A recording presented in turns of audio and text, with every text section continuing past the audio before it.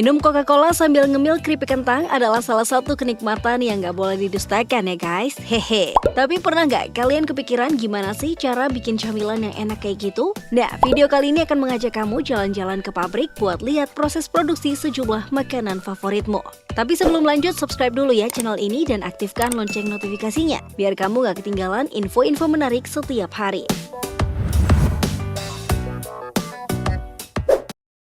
Pengepakan telur.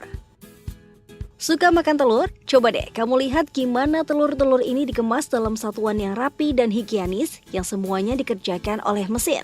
Mulai dari pengambilan telur oleh lengan mesin MOBA MR50 depalitiser dari rak palet. Cengkraman berikut mengambil telur satu persatu dengan teknik common speed loading lalu dicek kualitasnya. Setelah itu dilakukan pembersihan telur secara teliti sebelum akhirnya dikemas secara tertutup lalu didistribusikan ke toko-toko.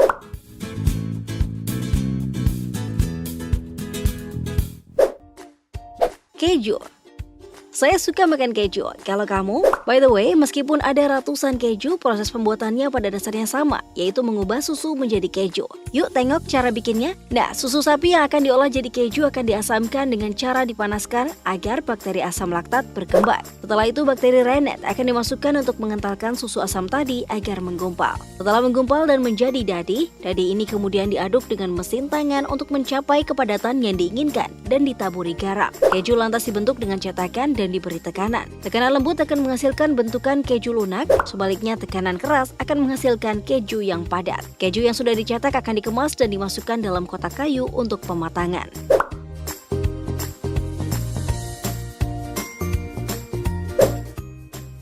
Mie instan.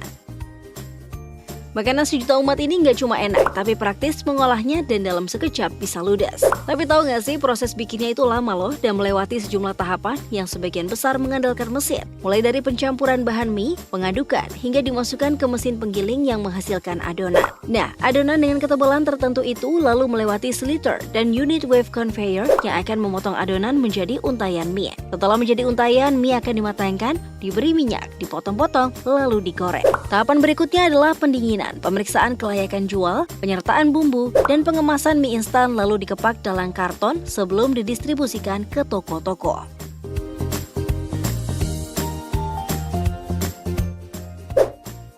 Coca-Cola.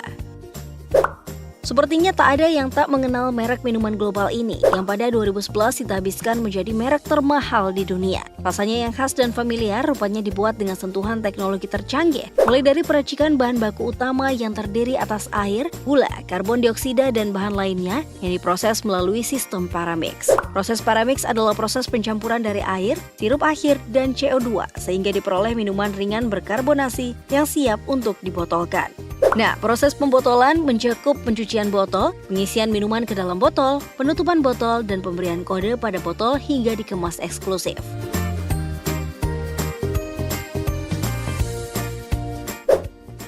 Snack keripik kentang. Guys, sebungkus snack keripik kentang yang kalian nikmati mulanya berasal dari ratusan bahkan ribuan kentang yang dipilah, dicuci, lalu dikupas. Lantas dibersihkan lagi sampai akhirnya dipotong-potong tipis, lalu digoreng masak. Wah, apa nggak ada yang gosong ya? Setelah digoreng, keripik yang sudah jadi itu lalu ditiriskan. Wah, jadi lapar ya liatnya. Hehe. Keripik kentang goreng yang masih tawar tadi lalu ditaburi bumbu perisa dan mesin akan mengaduknya agar bumbu tercampur rata. Pada tahap akhir, keripik kentang akan ditimbang dan dimasukkan ke dalam kemasan.